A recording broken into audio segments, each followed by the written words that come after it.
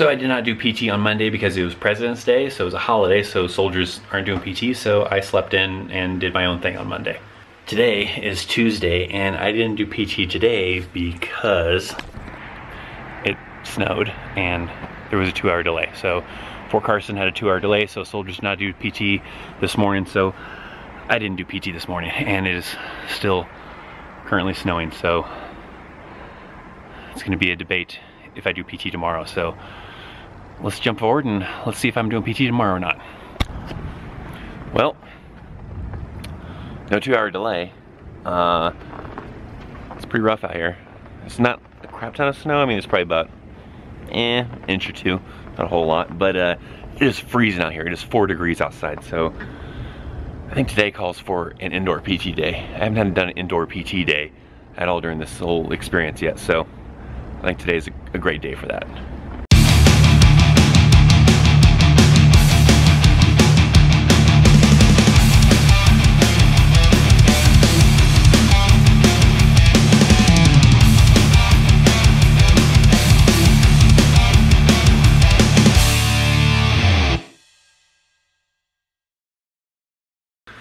So you might be curious and wonder, how does a soldier find out if there is a 2-hour delay or not? Typically, their leadership is informed and it kind of goes through the chain of command, and they start making phone calls early in the morning to say, hey, 2-hour delay, or post is closed, whatever the case might be, and then soldiers go from there. There's also a phone number that for Fort Carson that you can call to find out if there's a 2-hour delay or post is closed.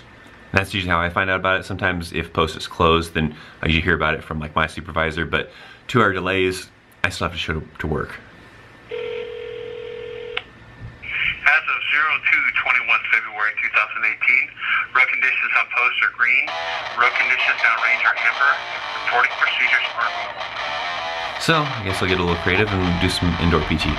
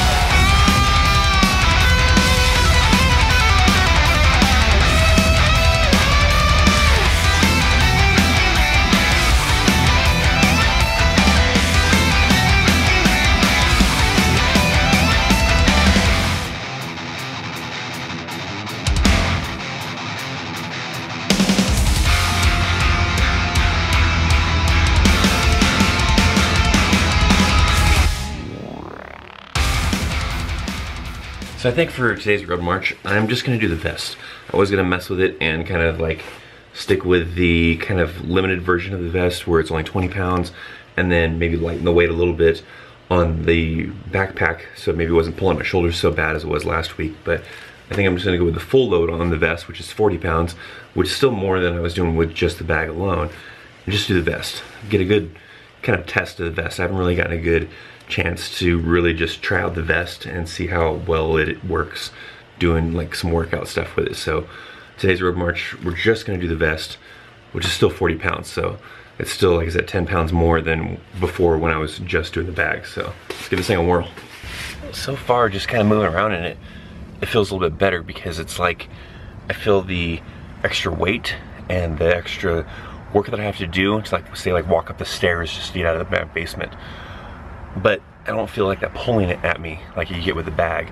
So the weight is way more evenly distributed and it's a lot better.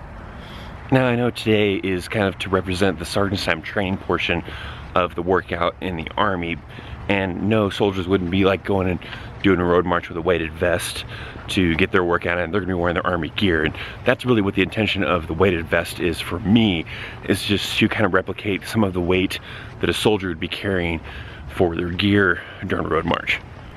Oh, watch this ice. A little dangerous out here. I feel like a similar kind of workout with this vest when I was compared to when I was wearing the bag, but it's a lot more comfortable than wearing the bag. So I kind of feel like I should be running some, so I think I'm gonna have to mix it up a little bit and kind of do a little bit of walking and jogging here and there.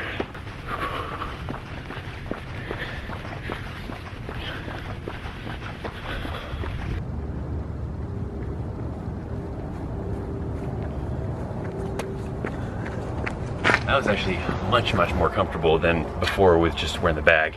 Yeah, I like that. It was good. I did the 3-mile route. Did about a 14-minute pace, which is under what I'm looking to target of under 15, but it just didn't seem the same. So it was a lot more mixing up of jogging and walking. There's probably more jogging than there was walking, so it was a little bit more comfortable to pick up the pace for that.